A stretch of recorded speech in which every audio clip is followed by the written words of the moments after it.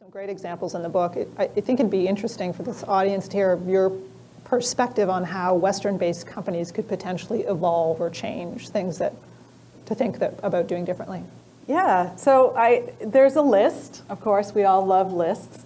And there's a list of 13 things, recommendations that we can do. And ironically, it ended up on chapter 13. So I think that's a really good luck thing for some cultures, mine maybe. But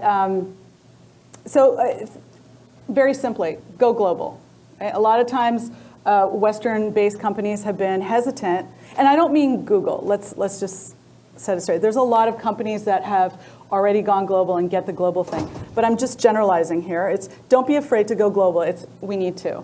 The second part is, okay, while you're out there, let's move out of emerging markets being a novelty. And I think a lot of Western-based companies dabble in emerging markets. Oh yeah, it's really cool.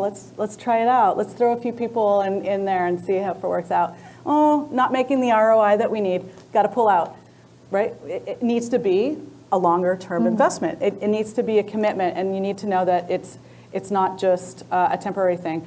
Other things like product development. Make sure that your product development is catering or customizing to local customer needs. We can't just recycle. It's not, oh, this is a mature product in this market. Let's just throw it over the fence and see if they're going to like our old product. You had a great example that we talked about recently on that, and something that you were working with Cisco when they were bringing product to market. Do you remember what we talked about? Yes. Yeah. So, and that's the other challenge with really successful, innovative companies, right, who have a premium-based product is we're really proud of our innovations and our products.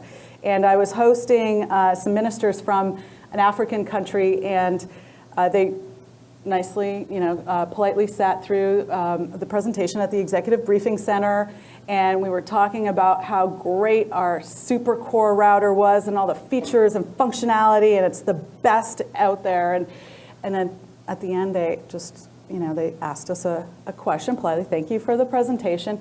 And how does your product deal with power surges? What?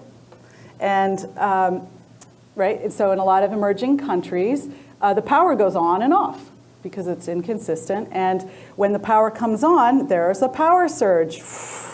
And sometimes the power surge is so strong, it comes through and blows up the equipment.